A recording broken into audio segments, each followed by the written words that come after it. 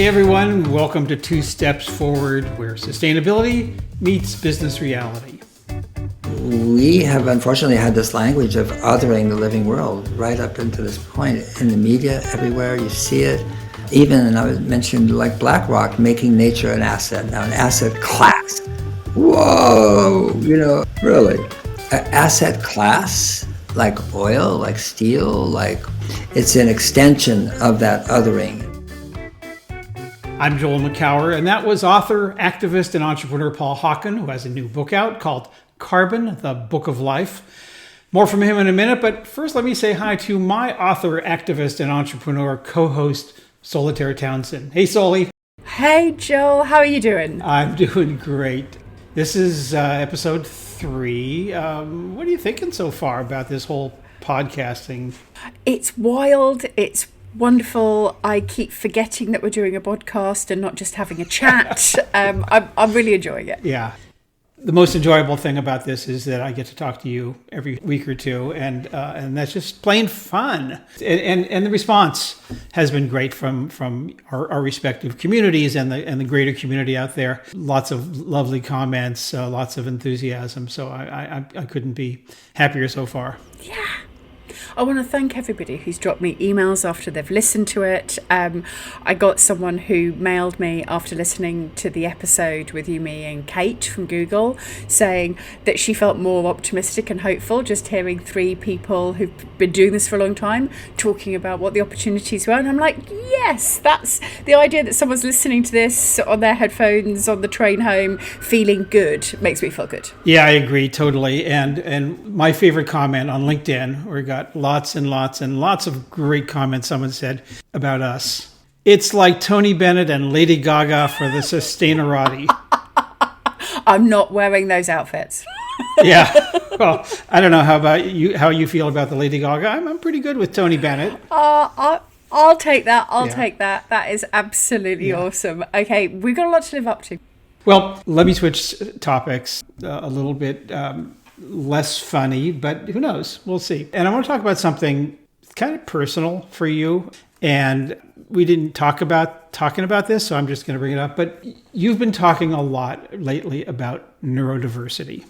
And I'd love, if you're willing, to give a little context to that. And then let's talk about what that means, not just for you, Soli, but what that means in the world of sustainability.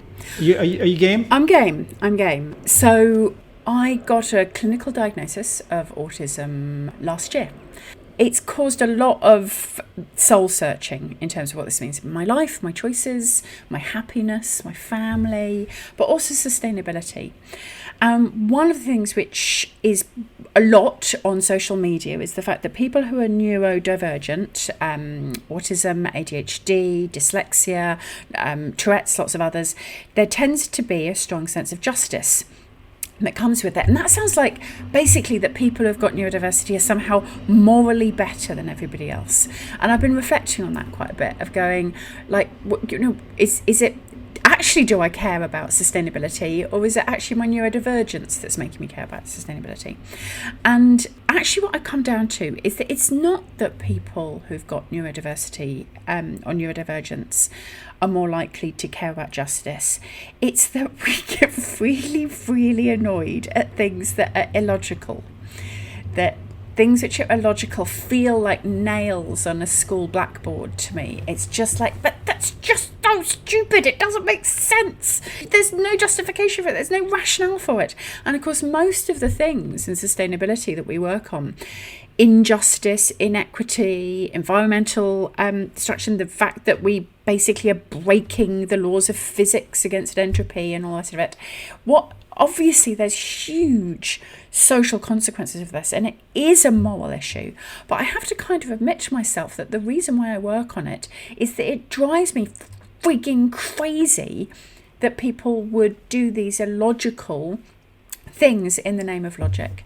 And so that's what's been quite interesting in terms of this neurodiversity journey. And there's a lot more to dig into it in terms of happiness, in terms of leadership. I've managed to find a whole load of guides on how to manage people who are neurodiverse. I haven't found any guides on how to be a neurodiverse leader. So Like if you're the one doing the managing, and a lot of people who have worked for me over the years, probably now that they know that I'm autistic, are having a bit of an aha moment themselves about my leadership style.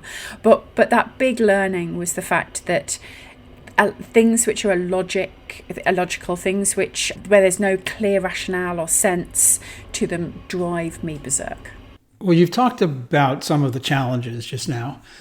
Are there any advantages, perhaps, that being neurodiverse confers in business in general, or is it just about being different? One of the big learnings is that everybody who's got a neurodivergence has a very, very different experience of things.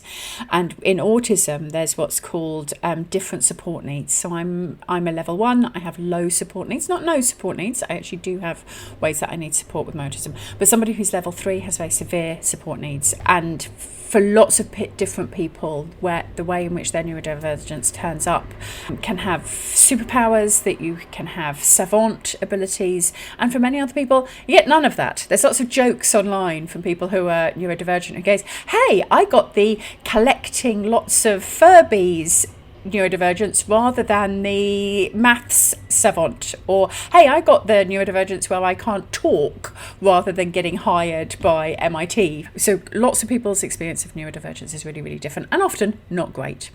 For me, there has been a few things that have turned up. Often they're the flip side of a negative. When I came out as neurodivergent, when I put it up online that I'd had this autism diagnosis, I got lots of people contacting me, telling me how brave I was and how incredible that was to be so brave about saying that I was neurodivergent, which of course was quite an autistic moment of me going, oh, I hadn't realised there was any jeopardy or risk. It hadn't occurred to me that people might negatively respond to that.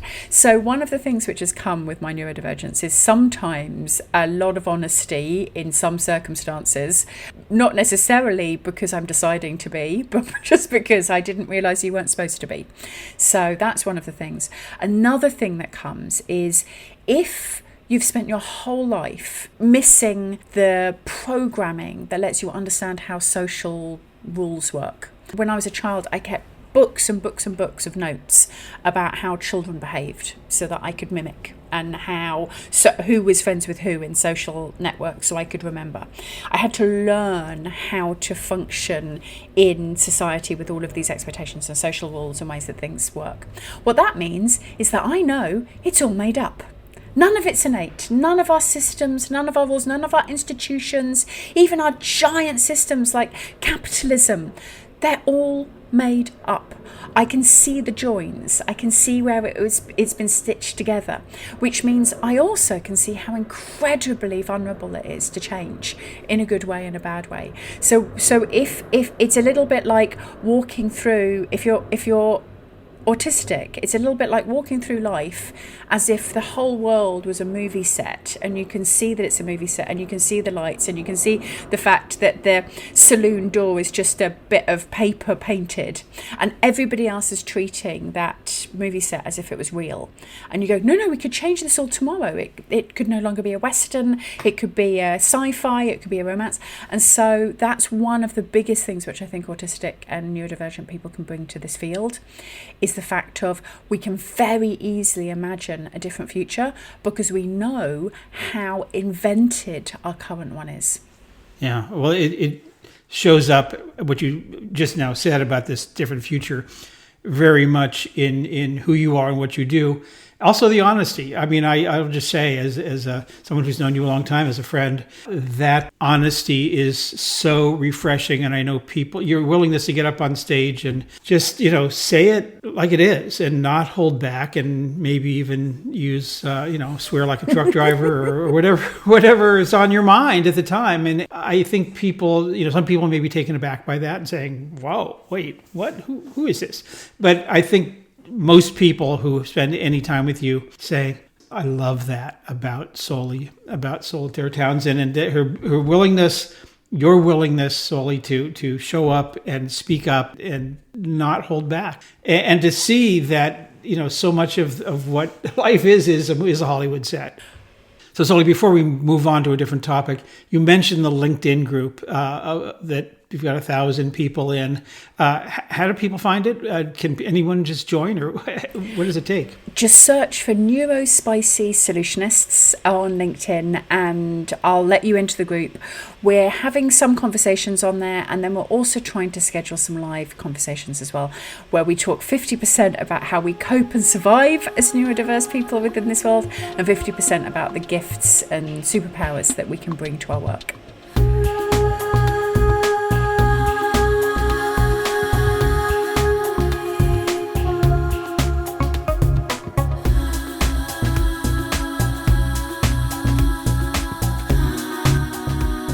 Let's move on from human nature to nature and our conversation with Paul Hawken. What a connection. That was nicely done.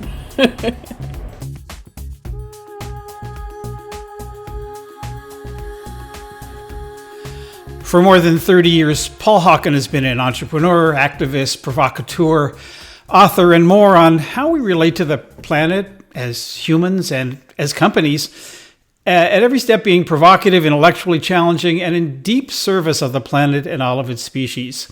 His latest book, his 9th if I'm counting correctly, is simply called Carbon. Paul Hawken, welcome to Two Steps Forward. No, thank you so much. Good to see you both.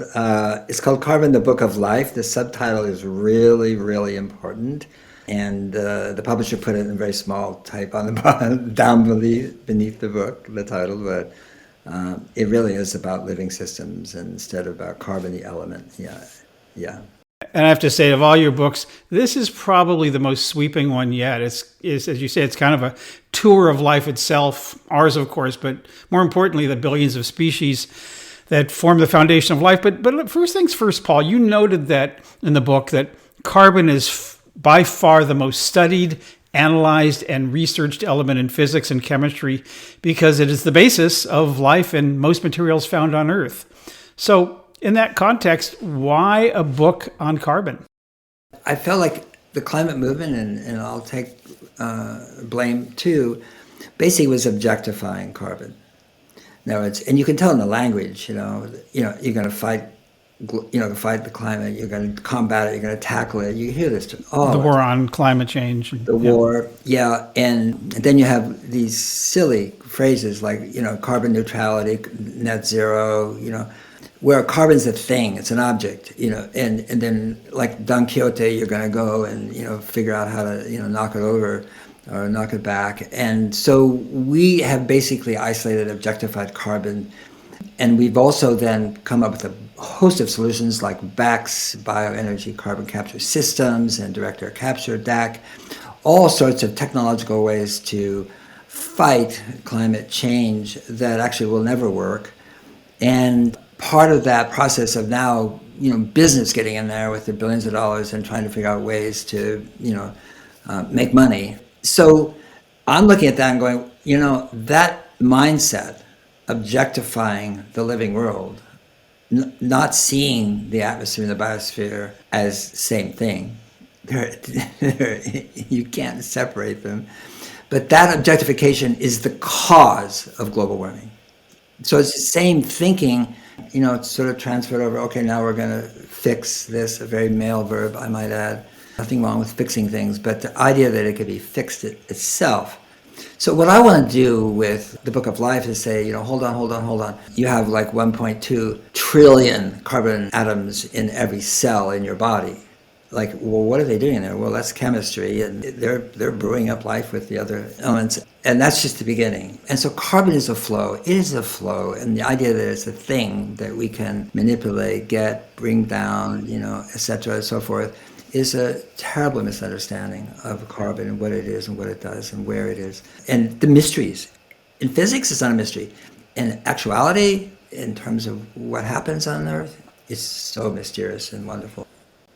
So I'm part of this wonderful scheme in the UK called Speakers for Schools, where people who have got interesting jobs get farmed out to go and speak in schools who wouldn't usually maybe get high-level speakers. So these aren't the most well-funded schools.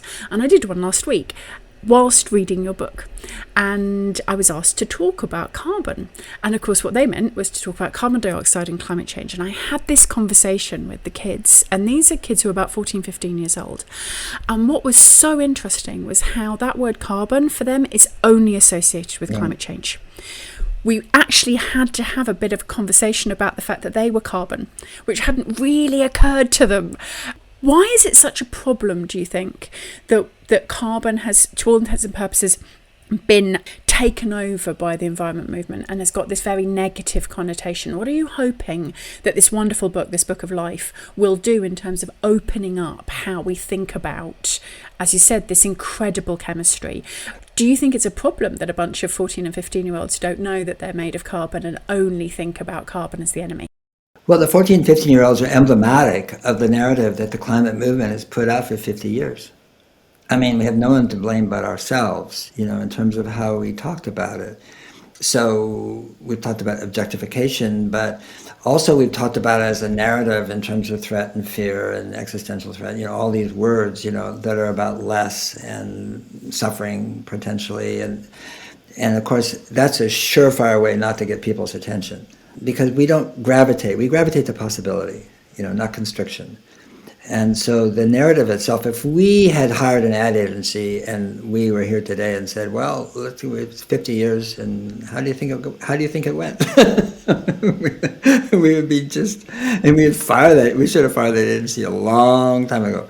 And so those 14, 15-year-olds, have inherited that narrative. And so we have to change the narrative. If we don't change the narrative, we're not going to change the path we're on. One of the things I found remarkable about your book, Paul, is that it's not about any of the things that you talked about around IPCC and global warming and the whole journey that we've all been on for these past 30 or 40 or 50 or depending how many years you want to count. In fact, the word carbon actually doesn't show up very often in the book.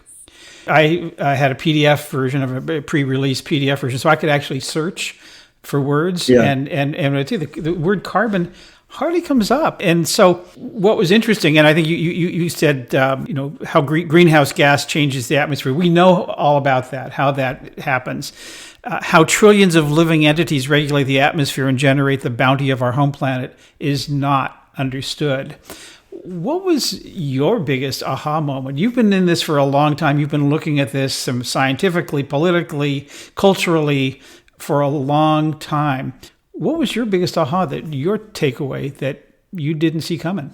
I think like all of us, and like certainly both of you, we saw an emergency maybe before a lot of other people did. I don't praise ourselves for that. It just happened to see it earlier. And we went right to the emergency. If the house is burning, you deal with the people. Are they in there? Get them out. All that sort of stuff. You don't think about much else. And I think our activity and our rhetoric, was focused on, hey, wait, pay attention, wake up, look at this, we got to do this. A sense of urgency was very unnecessary, really. But I think what happened, it narrowed the conversation down, to see, well, where are the entry points? And we're the same as every media out there, which is that if you poke the amygdala, there's a click-through. We were doing the same thing, trying to find that part of human perception, that get lit up. And in fact, it did get lit up and then it got shut down. So for me, there was no aha for me so much as part of me was watching me and you, by the way, and others, watching me and us communicate and always feeling like we can only tell a sliver of the story, And at the same time, I love being outdoors. I love science, particularly biology and botany and all the other life sciences. And so I've never stopped reading and observing that, I would say the explosion of really interesting science in the last 10, 20 years, and especially in the last 10 years, about the living world. And I just saw a disconnect between what was being discovered and about the biosphere, not about how the oceans are getting warmer and getting acidic and the CO2 and the big fish were gone, pretty much. All the bad news about the biosphere, but actually just how it worked. whether we worked against it or not, it still functioned in such an elaborately complex, beautiful way, complex adaptive system. And we're dealing with human systems which are complicated, but that's different than complex adaptive. And so we're thinking of solutionism, we're thinking about cause effect, and that the living world doesn't go by cause and effect because it's so beautifully, in our bodies too, by the way, so exquisitely intertwined in ways that are beyond comprehension, and they sort of beggar the word mystery and complex itself, And as I think a new generation of scientists and writers, beautiful science writers, are emerging, Zoe Slanger and Light Eaters and Melanie Challenger in the UK, and obviously Ed Young, and I can name, Carl Safina always, but writers have emerged, that are opening up the curtain, opening up our perception that is not about duality. It's not about othering. And we have unfortunately had this language of othering the living world right up into this point. In the media, everywhere, you see it. Even, and I mentioned like BlackRock, making nature an asset, now an asset class. Whoa, really. An asset class, like oil, like steel, and they're going to make it fungible. And, I won't go down that road unless you want me to, but I'm just saying is that it's an extension of that othering and so forth. And so what does it look like, if we just let it talk back to us, so that we are not objectifying it and seeing it from sort of very, educated Western eyes and so forth. And what is it saying to? What are the creators saying? What are they doing? How did they get there? One of the things about the book is that we've all read very widely around this, and I always come away from reading in particularly books about sustainability with a lot of guilt and sense that there should be much more that I need to do. And I feel that everybody who works in sustainability, particularly recently with everything that's been going on, have been putting even more guilt and anxiety on top of them. But I didn't get that sense from your book at all. Much more of a sense of awe and joy, even if we can say the word joy in this context. And you sound quite pro-human in the book in terms of our ability to be creative and inventive and imaginative and part of nature. Could you say a little bit more about that? Because there is so much guilt in all of our messaging. There's so much guilt that drives so many people who work in this. The whole messaging architecture around nature and climate is literally dripping in guilt. Yeah, I was born a Catholic, and so I know all about guilt. I should have converted to Judaism. Then I have it both ways. Most religions, those two particularly, use guilt very powerfully, and so has the climate movement. I think it's this phrase here, and I quote Bioenergy for this. It's not his phrase, but so forth. We should not try to save the world. The world is here to save us. And that figure ground shift is, first of all, then it's a relationship, it's gratitude, it's like wonder, it's like thank you, it's like how, and it happens every breath, okay? So it's not like out there in some, Amazon headwaters, it's right here wherever we are. Because of the book Blessed Unrest way back, but I mean, one of the things it said is that basically one person can make a huge difference, and always starts with one person. Change starts with one person. And the idea that somehow if we get a big enough mob, we can change things, and it just doesn't work that way.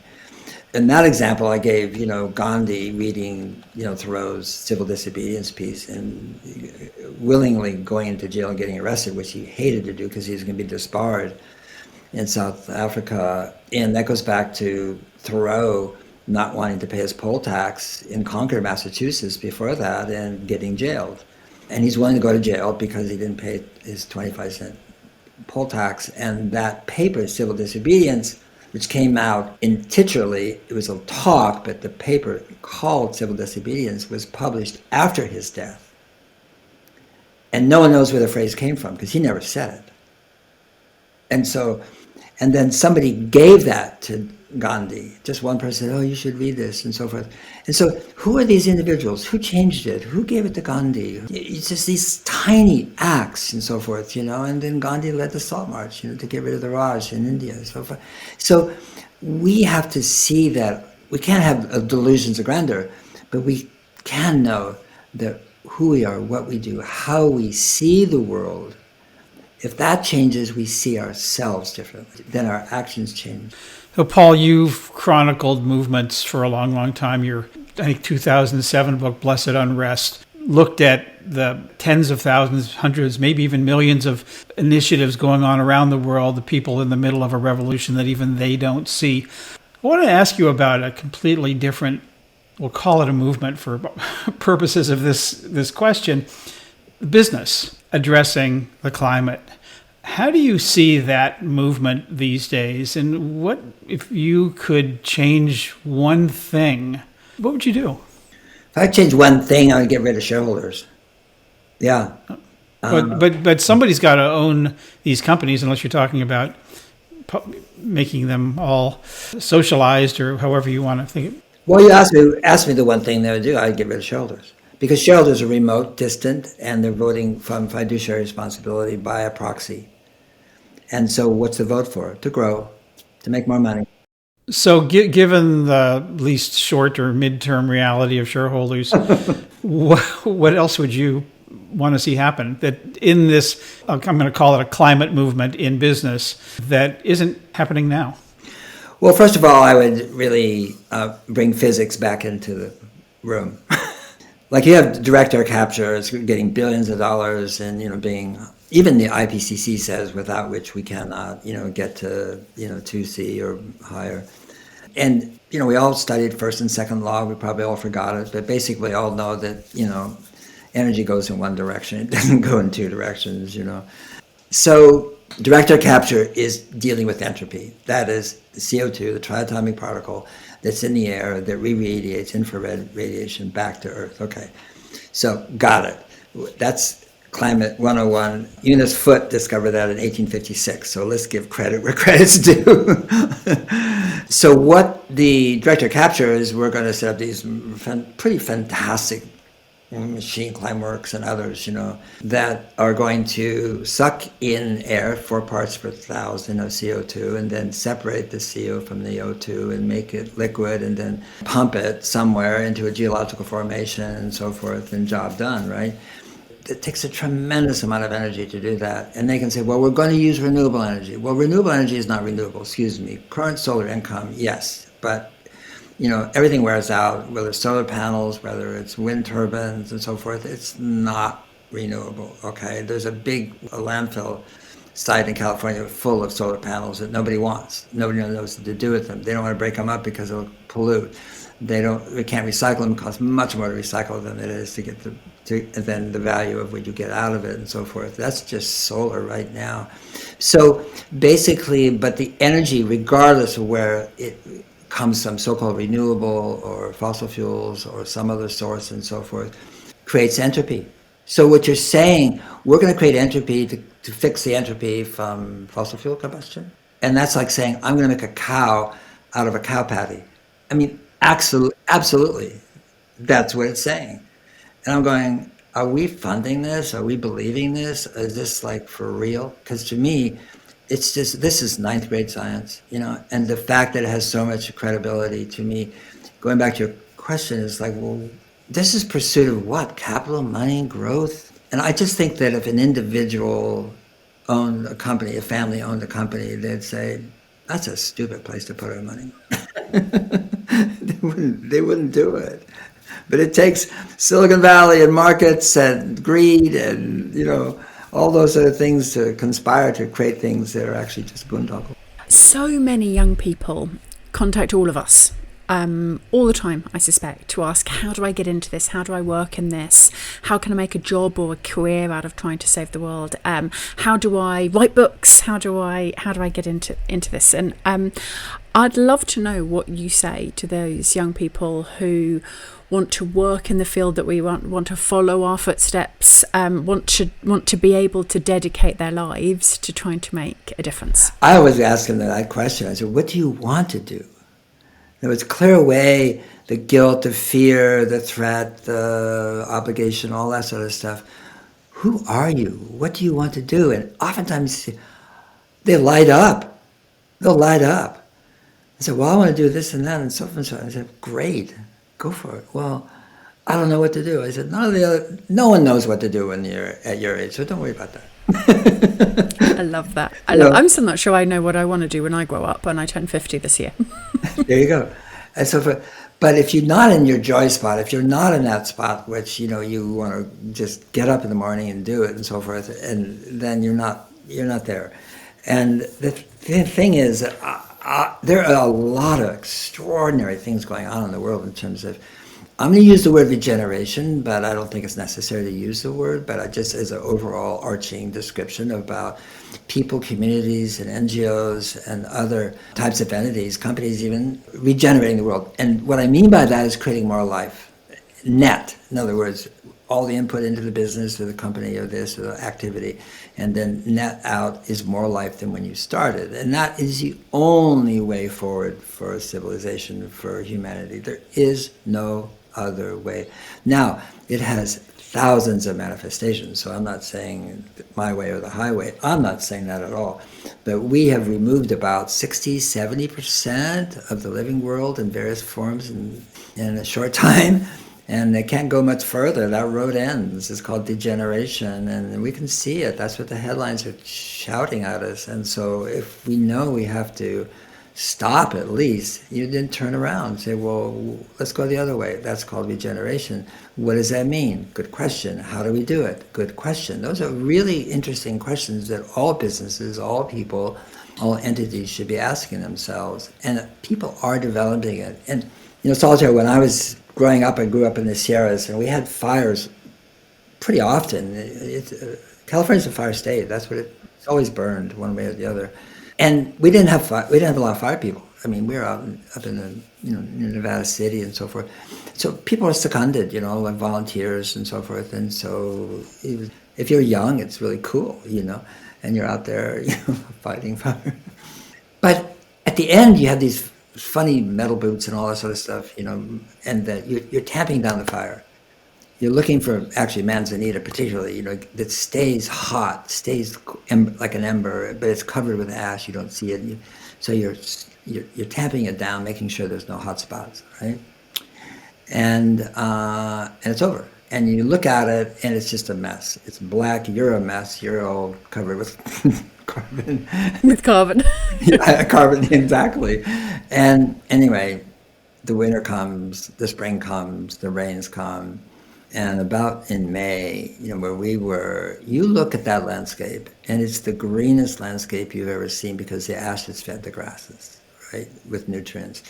But you see wildflowers everywhere, but you also see wildflowers, and I learned this from the botanist at the University of California, so I didn't see it, didn't know it at that time, but you're seeing wildflowers that haven't bloomed or emerged for 50 to 100 years in that landscape, because the carapace tends heat to open up. And so I think that's where we are today, except the fire and the opening are simultaneous, which is, we're burning the place up, in literally and figuratively. And at the same time, I think you're seeing an emergence around the world. I have names of hundreds and hundreds of organizations and people and this and that, and it's so gorgeous. And it's small. And the thing about the solutions that we normally read about and talked about, Conference of the Parties, for climate, for biodiversity, for land, 3 Conference of the Parties every year, Davos, blah, blah, blah, blah, blah. They're all top down. And the one thing we know about the living world, about nature, it is not a top-down system. So we're trying to create top-down systems to actually address the beauty and extraordinary quality of a thing that we call life, and so these organizations you don't read about them, you don't hear about them, they don't make the news cycle, but they're here, they're growing and rising, and so I'm watching humanity do things, be sheep and vote or buy or do things that they're told to do, think they want to do, and people who are saying, basta, enough, I'm going to go this way and do it well.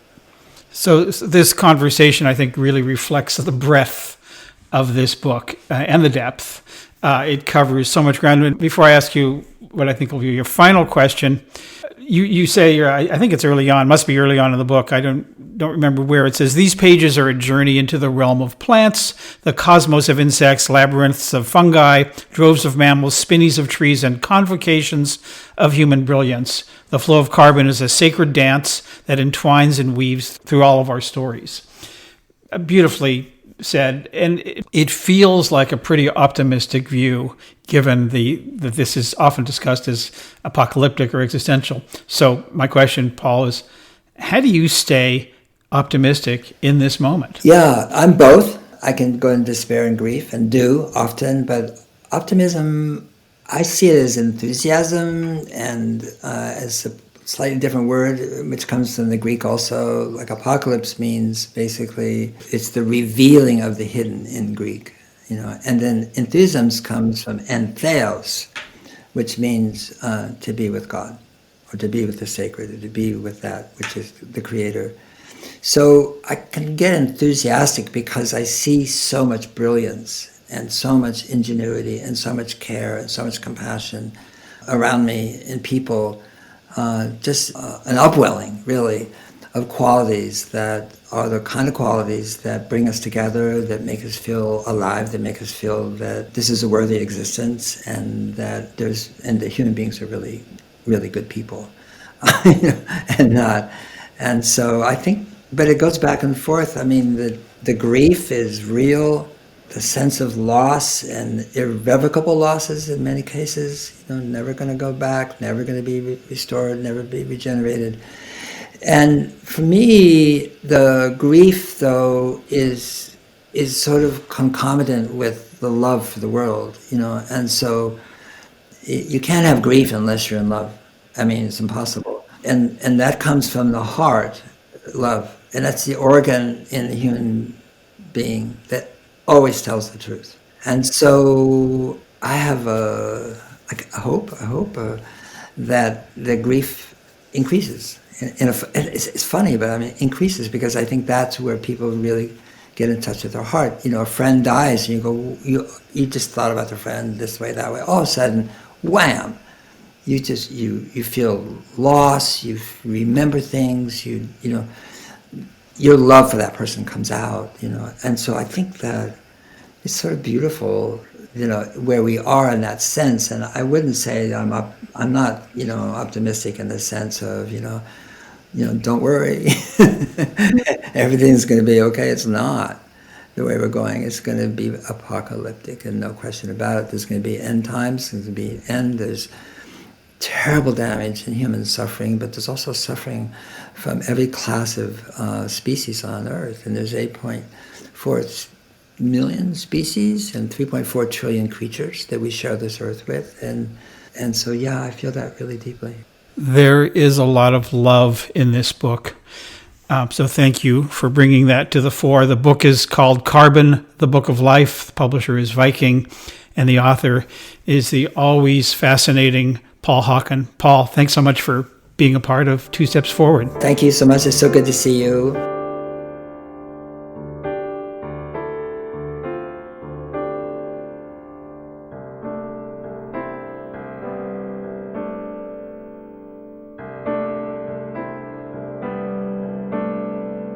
One of my favourite bits about this focus on carbon is, of course, as a sci-fi geek, is carbon-based life forms. So I just love the fact that 3 carbon-based life forms just had this intense conversation about what this means.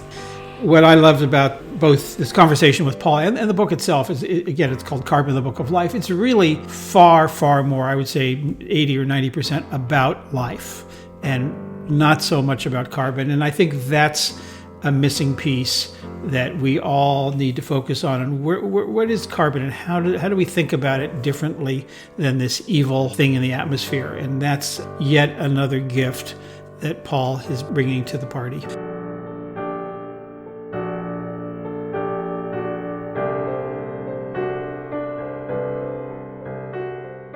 Well, that wraps up another episode. Thanks to you, Soli, and everyone out there listening. Be sure to subscribe to Two Steps Forward wherever you get your podcasts. Also subscribe to Trellis Briefing, the daily newsletter from Trellis Group. Just go to trellis.net to sign up. And to Soli's regular musings on Substack, well worth the read. And finally, please follow Soli and me on LinkedIn. That's it for this episode. We'll see you next time.